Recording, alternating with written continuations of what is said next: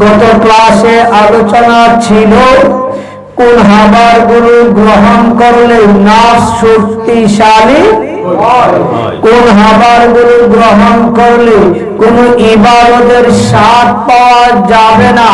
আপনার ভিতরে শুধু অন্যায় করতে মনে চাইবে, আপনি শুধু জুলুম করতে মনে চাইবে, আপনার শুধু হিংসা করতে মনে চাইবে, মিথ্যা বলতে মনে চাইবে। যে খাবারগুলো খেলে আপনি ধ্বংসের দিকে যাবে, ওই খাবারগুলো চিনার দরকার আছে কি নাই?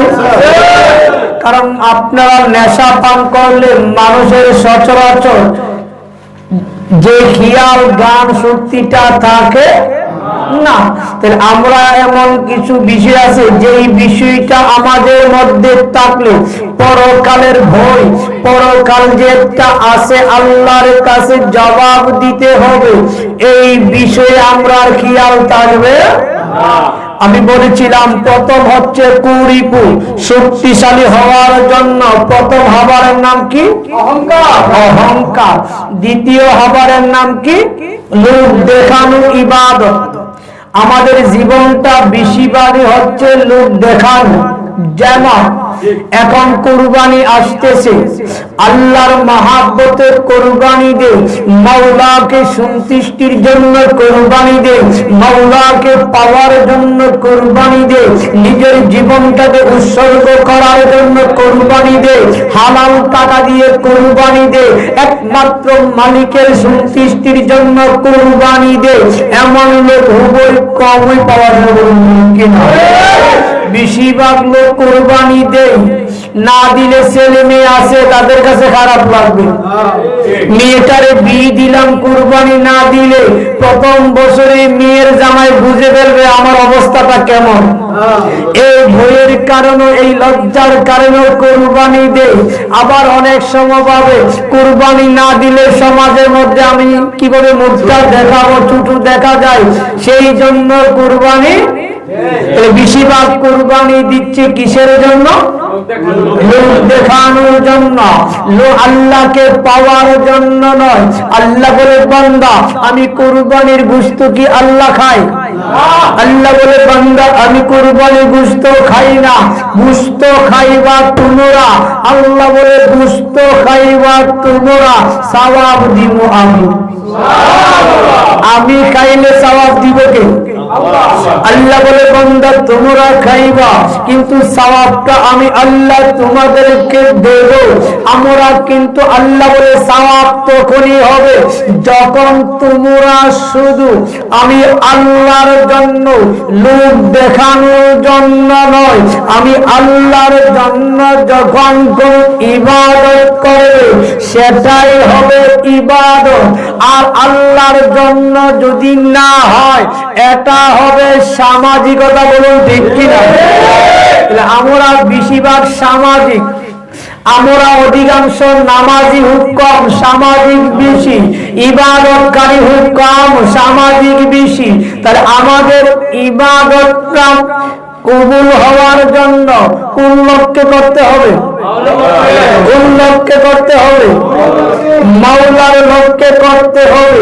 এতদিন আপনার জীবনে কেউ 20 বছর ধরে কুরবানি দিচ্ছেন, কেউ 30 বছর ধরে কুরবানি দিচ্ছে, কেউ 10 বছর ধরে কুরবানি দিচ্ছে। একটু খেয়াল করে দেখেন তো, একটু ভেবে দেখেন তো, একটু চিন্তা করে দেখেন তো, এই কুরবানি গুলো 10 বছরে 10 বার দিয়েছেন, 15 বছরে 15 বার দিয়েছেন, কয়টি বার শুধু আল্লাহর জন্য দিয়েছেন আর কয়বার সামাজিকতার জন্য দিয়েছেন? পৃথিবীর মানুষ জানতে হবে না। আপনি রাতে নিরিবিলি বসে, আপনি রাতে নিরিবিলি বসে রাতে ঘুমের যাওয়ার পূর্বে একটু খেয়াল করে দেখেন না, আপনার প্রতিটা 10 বছর 15 বছর ধরে কুরবানি দিচ্ছে, এই কুরবানি গুলো কয়টা মালিকের জন্য দিয়েছেন আর কয়টা সামাজিকতার জন্য দিয়েছেন? হিসাবটা অঙ্কের মতন মিলে যাবে। বলুন ঠিক কিনা? কিন্তু আল্লাহর জন্য কুরবানি দিয়েছেন এমন লোক হবো খুবই কমই পাওয়া যাবে। আল্লাহর জন্য মানুষ ইবাদত কম করে। রোগী দেখতে গেছেন, আপনার জীবনে অনেক রোগী দেখতে গেছেন, অধিকাংশ মানুষ দেশের না গেলে বাজনা কষ্ট পাবে। অনেকে কষ্ট পাইছেন, ভুলে কষ্ট পাবে, ফুফু কষ্ট পাবে, মামা কষ্ট পাবে, চাচা কষ্ট পাবে। সেই লোককে আপনারা হসপিটালে রোগী দেখার জন্য গিয়েছেন, কিন্তু একটু নিরপেক্ষ চিন্তা করে দেখেন তো আপনার জীবনে কত রোগী দেখতে গেলে এই জীবনে আল্লাহ রাসূলের সুন্নত মনে করে আল্লাহ রাসূলকে রাজি খুশি করার জন্য কই দিন হসপিটালে রোগী দেখতে আপনি গিয়েছেন। আপনি যে আপনার মামাকে খুশি করার জন্য গেছেন, গাড়ি ভাড়া টাকা খরচ হয়েছে কিনা? সময় গেছে কিনা? সময়ও গেছে, টাকাও গেছে, কিন্তু খুশি করলেন কাকে? মামাকে খুশি করলেন। আল্লাহ কো বান্দারে, ও বান্দা তোমরা যাহাই করো কোন বান্দার জন্য করলে এটা আমি আল্লাহ নেই না, এটা আমি আল্লাহ ধরি না। তবে আমি আল্লাহর জন্য যদি যাইতে তাহলে আমি আল্লাহও খুশি হইতাম, তোমার মামাও খুশি। আল্লাহ কো বান্দা তোমরা তো আমার জন্য যাও নাই, মামার জন্য গিয়েছো, মামা তোমাকে প্রাইজ দিয়েছে। মামা বলছে ভাগনা তুমি আসছো, আমি খুশি হয়েছি। আমার ভাগনা আসছে, মানুষের কাছে প্রশংসা করছে, বিনিময় তো পেয়ে গেছো। ঠিক আছে, একটা জিনিসের প্রাইজ তো দুইবার পাওয়া যায়। আপনি তো মামা থেকে পেয়েছেন, এখন আর আল্লাহর কাছ থেকে পাবেন না। তবে যদি আল্লাহর জন্য যাইতে আল্লাহ বলতো বাংলা, ও আল্লাহ বলতো বান্দা ওই তোমার মামা যে প্রাইজটা দিছে এটা বোনাস দিছে, আর আমি আল্লাহর কাছে আরেকটা প্রাইজ আছে। আল্লাহকে অপশনাল হিসাবে আমি আল্লাহকে গ্রহণ করলে কাজ হবে না। এখন আরেকটা কথা মনে পড়ছে, অপশনাল হিসাবে আমরা যারা এখন মানুষে হজে যাচ্ছে কিনা? হজে যাচ্ছে। হজ যাত্রীরা আল্লাহর ঘরের মেহমান, হানে কাবা ঘর তাওয়াফ করবে কিনা? হানে কাবা ঘর তাওয়াফ করবে, কিন্তু হানে কাবা ঘর তাওয়াফ করার পরে তারা আবার মদিনায় যাবে। মদিনায় যাবে, হজ করা কিন্তু সহজ কাজ না। এখন হাজী সাহেব বলবে আল্লাহ হজ করার সময় হানায়ে কাবার পাশে যদি আমার মায়ার নবীজির রওজা মুবারক হইতো, তাহলে হজ যাত্রীদের জন্য, আল্লাহর মেহমানদের জন্য, মাওলার প্রেমিকদের জন্য হানায়ে কাবা তাওয়াফ করে যদি হানায়ে কাবার পাশে নবীজির রওজা মুবারক হইতো, তাহলে জিয়ারত করাটা সহজ হইতো না? তাওয়াফ করে পাশে গিয়ে নবীজির রওজা মুবারক জিয়ারত করাটা সহজ হইতো। এখন আল্লাহকে যদি বলি আল্লাহ এটাই যদি আপনি করতেন, হানায়ে কাবার পাশে হইতো আমার নবীজির জন্মস্থান, নবীজির জন্মভূমি তো হানায়ে কাবার পাশে। ও আল্লাহ আপনি মদিনায় নিয়ে নবীজির রওজা মুবারক না করে হানায়ে কাবার পাশে যদি নবীজির রওজা মুবারক যদি করতেন, হাজী সাহেবদের জন্য, আপনার মেহমানদের জন্য, আপনার প্রেমিকদের জন্য, আপনার পাগলদের জন্য এই তাওয়াফ করে আপনার বন্ধুর নবীজির রওজা মুবারক জিয়ারত করাটা সহজ, বলুন ঠিক কিনা? ও আল্লাহ আপনি আপনার হানায়ে কাবার পাশে নবীজির রওজা মুবারক দিলেন না কেন? মদিনায় দিলেন কেন? এর একটি কারণ আসেনি? এখন দেখি আমার আল্লাহকে একটু কোশ্চেন করব পরোক্ষভাবে। ও আমার আল্লাহ আপনি চাইলে তো হানায়ে কাবার পাশে নবীজির রওজা মুবারক করতে পারতেন, আপনি সেখানে না করে মদিনায় কেন করলেন? কারণটা কি? আমার আল্লাহ জবাব দিব, ও দুনিয়ার মানুষ আমি জানি হানায়ে কাবা তাওয়াফ করে আমার বন্ধু নবীর রওজা মুবারক যদি খানে কাবার পাশে করে দিতাম, তাহলে আমার প্রেমিকদের জন্য, আমার মেহমানদের জন্য তারা জিয়ারত করাটা সহজ, কথাটা সত্য। কিন্তু আমি আল্লাহ কেন দেই নাই জানুনি? এর মধ্যে অনেক রহস্য আছে, বলুন না সুবহানাল্লাহ। কি রহস্য রয়েছে এর মধ্যে? অনেক রহস্য রয়েছে। এক নম্বর রহস্য হলো, আমার আল্লাহ বলে, বান্দা যদি কেউ, অনেক সময় আমাদের বাজারে একটা দরকার, অনেক লোক আসে না, আসার পরে বলে বাজারে যখন আসছি পাশে একটা আত্মীয় আসছে, এটাকে দেখে যায়, এমন হয় না?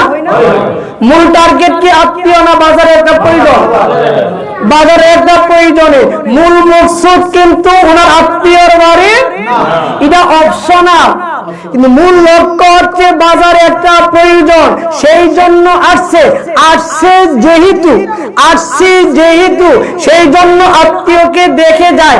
এখন গুরুত্ব কোনটার বেশি? বাজারেরটা নাকি আত্মীয়টা? বাজারেরটা গুরুত্ব বেশি, আর আত্মীয়টা কি অপশনাল। আল্লাহ সুবহানাহু ওয়া তাআলা আযজা ওয়া জাল্লা বলে, ও দুনিয়ার মানুষ, আমার বন্ধুকে যদি খানে কাবার পাশে যদি রওজা মুবারক করে দিতাম, খানে কাবার পাশে যদি রওজা মুবারক করে দিতাম, সমস্ত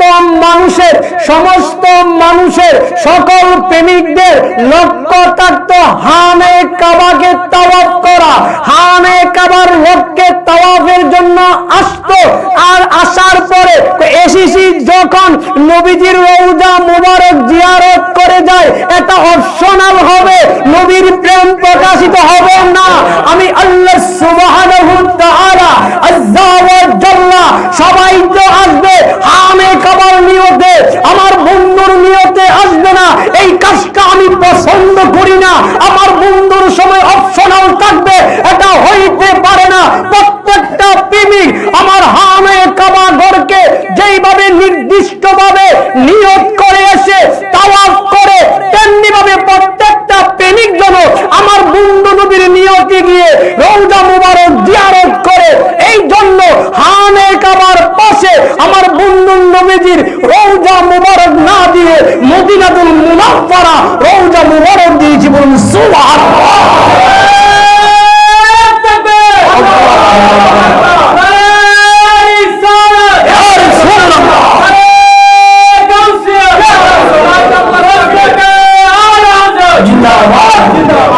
কত একটা চমৎকার বিষয়। আমার আল্লাহ সুবহানাহু ওয়া তাআলা আযজা ওয়া জাল্লা বলে, আ দুনিয়ার মানুষ, আমার বন্ধু অপশনাল না। আমার বন্ধু এমন একটা জিনিস তোমরা জানোনি, মক্কা যদি কেউ মক্কায় 1 রাকাত নামাজ পড়লে সওয়াব কত? 1 লক্ষ। আর মদিনা শরীফ পড়লে 50। সব জায়গায় নবীজির বেলায়, সব জায়গায় নবীজির ফজিলত বেশি। কিতাব দ্বারাও প্রমাণিত, মক্কা থেকে মদিনার সম্মান বেশি, এটা হাদিস শরীফ দ্বারা প্রমাণিত। কিন্তু এখানে এই হাদিস দ্বারা প্রমাণ হয়, মক্কায় যদি কোন ব্যক্তি 1 রাকাত নামাজ পড়ে সওয়াব কত হবে? 1 লক্ষ। আর মদিনায় পড়লে হচ্ছে 50,000। বেশি কোথায়? মক্কাতে। এতে বোঝা যায় মক্কার গুরুত্ব বেশি না। আল্লাহ কো বান্দা, এর একটা কারণ আছে। এখানে আমার বন্ধুটা কমাই দিছি আর মক্কাটা বাড়াই দিছি, এর একটা কারণ আছে। এর একটা কারণ হইল, আমি বুঝাইতে চাচ্ছি, মক্কা হচ্ছে ইবাদতের জায়গা আর মদিনা হইল কবুলের জায়গা। তুমি 1 রাকাত পড়লা, মদিনা না গেলে 1 লক্ষ কবুল হবে? 1। 2 নম্বর হইল, আল্লাহ সুবহানাহু ওয়া তাআলা আযজা ওয়া জাল্লা বুঝাইতে চাইলেন, আমার আল্লাহ বুঝাইতে চাইলেন, ও দুনিয়ার মানুষ শোনো, আমার বন্ধুকে কেন 1 রাকাতে 50 রাকাত দিলাম? কারণটা কি? মক্কা হইল 1 লক্ষ, মদিনায় হইল 50। এর কারণটা কি? এটা দিয়েছি একটা কারণে। আমি আল্লাহ পরীক্ষা করতে চাচ্ছি কোন বান্দাটা ইবাদতের পাগল আর কোন বান্দাটা আমার বন্ধুর পাগল। এটা বুঝানোর জন্য, এটা পরীক্ষা করার জন্য। মক্কায় আপনি ইবাদত করলেন, বন্ধু নবীর প্রেম নাই, সেই ইবাদত কি কবুল হবে? মদিনা হচ্ছে কবুলের জায়গা। হজ আপনি করবেন মক্কাতে, সব হজের যত আহকাম আছে মক্কাতে শেষ। মদিনায় কোনো হজের ওয়াজিব ফরজ কোনো আহকাম, যদিও ফরজ আহকাম নাই, কিন্তু মদিনা হচ্ছে কবুলের স্থান। মদিনা হলো কবুল হওয়ার স্থান। মক্কায় সব আমল করবে, তা কবুল হওয়ার জন্য মদিনায় যাইতে হবে। যতক্ষণ মদিনায় না যাবে ততক্ষণ পর্যন্ত আল্লাহ সুবহানাহু তাআলা আযজা ওয়া জাল্লা আমার আপনার হল যা আমল করেছি একটাও আল্লাহর দরবারে কবুল হবে না। এখন আপনার কবুল না হলে কোটি কোটি ইবাদত দিলে কি কাজ হবে না। যদি কবুল না হয় ইবাদত করলে কাজ হবে না। আল্লাহকে দুনিয়ার মানুষ আমি বুঝাইতে চাইলাম, ও দুনিয়ার মানুষ আমি বুঝাইতে চাইলাম, তোমরা আমার বন্ধুর পাগল নাকি ইবাদতের পাগল? ও তোমরা বোকা মানুষ, আমার বন্ধুকে পাইলে শুধু ইবাদত করবে কেন? তুমি স্বয়ং ইবাদত হয়ে যাবে। আমার বন্ধুর ভালোবাসা অন্তরে থাকলে তুমি স্বয়ং ইবাদত। এটা কেমনে? তোমার দিকে যে তাকাবে সেটাই সওয়াব হবে। তুমি স্বয়ং ইবাদত হয়ে যাবে। তুমি আমার বন্ধুর সাথে সম্পর্ক রাখবে, শুধু ইবাদত না, তুমি ইবাদত হয়ে যাবে। তোমাকে কেউ ভালোবাসবে, সেটাও ইবাদত। তোমার দিকে তাকাবে, গুনাহ সগীরা গুনাহ জড়িয়া পড়বে, এটা ইবাদত। আমার বন্ধুর সাথে সম্পর্ক যার যত বেশি, সে তত শক্তিশালী ইবাদত হয়ে যায়। বলুন না সুবহানাল্লাহ। সুতরাং আমরা অল্প কথায় আমি বুঝাইতে চাচ্ছি, নবীজির রওজা মুবারক খানে কাবার পাশে কেন হলো না? আর 2 নম্বর হলো মক্কায় হচ্ছে 1 রাকাতে 1 লক্ষ সওয়াব, মদিনা হচ্ছে 50। আল্লাহ বলে শুধু একটা জায়গায় নবীজির একটু কম দিছি, আমার প্রেমিকদেরকে বাছাই করার জন্য। অনেক দেখবেন অনেক ভাইয়ের, আমি এসব বলতে ইচ্ছুক না, এরপরে না বললে কিছুটা হয় না। অনেক ভাইয়েরা দেখবেন মক্কায় হজ করে মদিনায় না গেলে কিছু হবে না। ঠিক আছে, হজ আদায় হবে, কবুলের বাড়ি কোথায়? মদিনা হচ্ছে সমস্ত ইবাদতের কবুলের। আল্লাহ বলে বান্দা আমি আল্লাহর কাছে যদি আসামি হয়ে যাও, ও বান্দা তোমরা যদি আমি আল্লাহর কাছে অপরাধী হয়ে যাও, আমি আল্লাহ তোমারে যদি ধরে ফেলি আর দৌড়ে যদি আমার বন্ধুর দরবারে চলে যাও, আমার বন্ধুর দরবারে চলে যাও আর বন্ধুর কাছে যদি বলো ইয়া রাসূলুল্লাহ ইয়া হাবিবাল্লাহ আমি অপরাধী, আমি অপরাধী, আর আমার বন্ধু যদি তোমার জন্য সুপারিশ করে, আমার বন্ধু যদি তোমাকে গ্রহণ করে, আমি আল্লাহ তোমারে মুক্তি দিয়ে দিব। বলুন না সুবহানাল্লাহ। কিন্তু সাবধান ও বান্দা, কিন্তু সাবধান, কিন্তু আমার দরবারে অপরাধী হলে নবীর দরবারে গিয়ে মুক্তি পাবে। আর নবীর কাছে যদি অপরাধী হয়ে যাও, নবীর কাছে গিয়ে যদি অপরাধী হয়ে যাও, আমি আল্লাহর কাছে আসলেও তোমার ক্ষমা মিলবে। এটা হচ্ছে প্রেমের খেলা। এর অর্থ এই না যে আমরা আল্লাহর চাইতে নবীকে উপরে নিয়ে গেছি, এর অর্থ এই না। যদি আল্লাহর চাইতে নবীরে উপরে নিতে চায়, তাহলে আল্লাহর একটা সীমানা নির্ধারণ করতে হবে। আল্লাহর কি সীমানা আছে? আল্লাহর সম্মানের কোন সীমানা আছে? যারা বলে আল্লাহর চাইতে উপরে নিয়ে যাচ্ছি, আমি ওই ভাইকে বলবো ভাই আপনার প্রতি শ্রদ্ধা রেখে আপনার সাথে আমার কোনো দ্বন্দ্ব বন্ধনে আপনি মুসলমান আমিও মুসলমান, আপনি ইসলামের কাজ করতে চান আমিও ইসলামের কাজ করতে চাই, আপনি মানুষকে বুঝাইতে চান আমিও চেষ্টা করি বোঝানোর জন্য। এখন আমি আপনার কাছ থেকে বুঝতে চাই, আল্লাহর উপরে যদি নিতে চাই আল্লাহর একটা সীমানা নির্ধারণ করতে হবে কি হবে না? আল্লাহর মর্যাদার সীমানা কতটুকু আমাকে একটু বলেন, সে কি বলতে পারবে?